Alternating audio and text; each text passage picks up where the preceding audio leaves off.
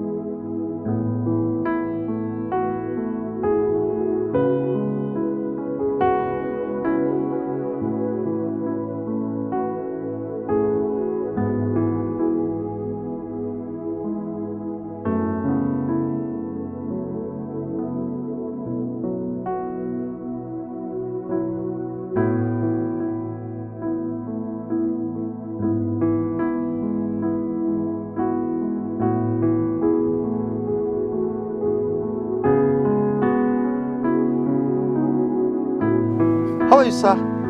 I'm good. Thank you for asking. You look so excited. I'm so Tell us your name. I'm excited. My name is Phillip Githinji, and I'm so excited today because this is my day of graduation. I've been looking forward for this day.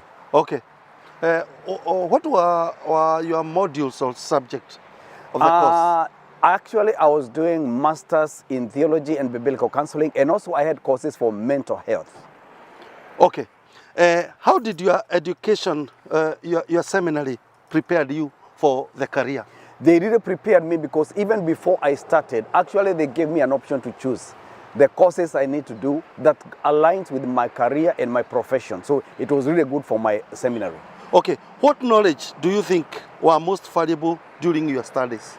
The most valuable, and I can always say this, the most valuable, were the biblical textures about the church history and lots of theology teachings, and also counseling. Being in Washington State, whereby mental health is such a challenge, I've learned so much concerning mental challenges, especially substance use among the youth.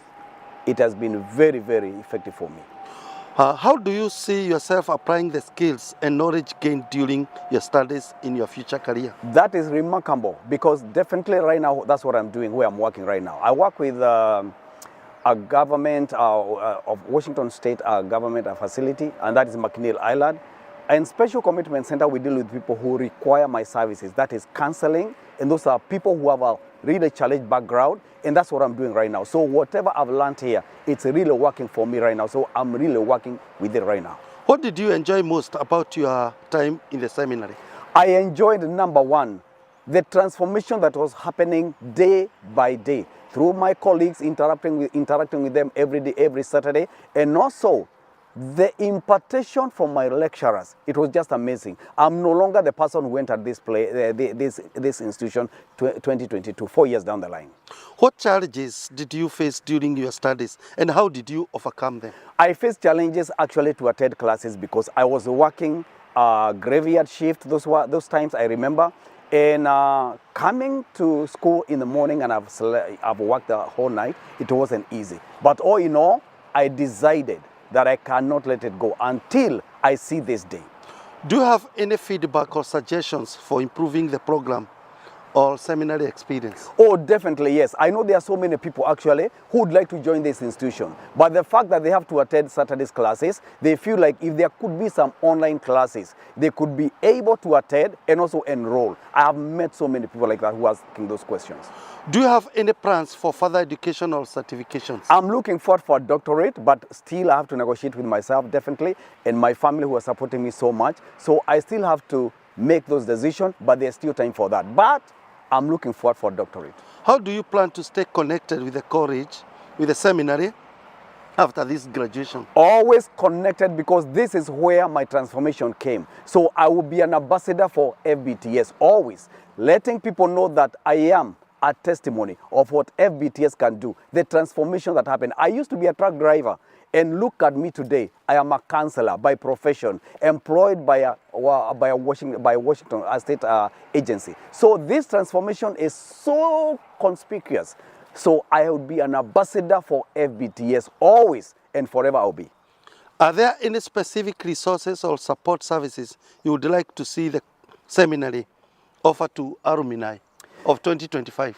Yes, and actually I know they have systems put in place. They are looking for jobs and trying to connect people to where we can be able to advance our careers. And actually, yes, it's happening right now. I know quite a number of students who are right now in internship somewhere, and it's all through FBTS input. And so, yes, they are doing something for alumni, but I would like them to do even more. Probably like looking for a I-20, even to sponsor more students from overseas, from Kenya, to come and study here in the US. And that would be very good. One word for those people who have excuses of not going back to school. You have no excuse for not going back to school. We have students here in FBTS who are almost 70 years old. So you, probably 30, probably 40 or 50, you are so young to say that you are old for a school. So anybody can be accommodated in the school. Anybody can come, and anybody is welcome. So I'm letting, if you are there and you have a dream, probably the dream is already buried. Like me, when I came to the US, I never thought I'd be coming to school. But when I came here, FBTS just resurrected, revived my dreams for a degree, and a master's degree, and probably a doctorate. Please, if you are there, this is a place to come. FBTS is your place. Your parting shot? My parting shot is to my lecturers. Thank you so much, Dr. Yunes.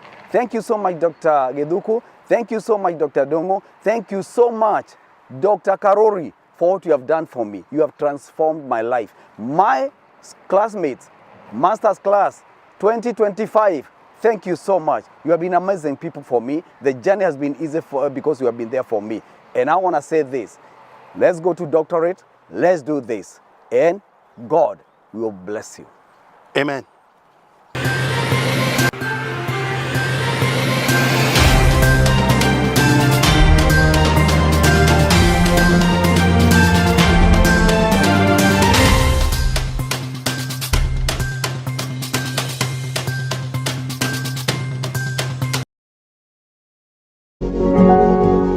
You are watching Pacific Waves Television, USA, a place of nourishment.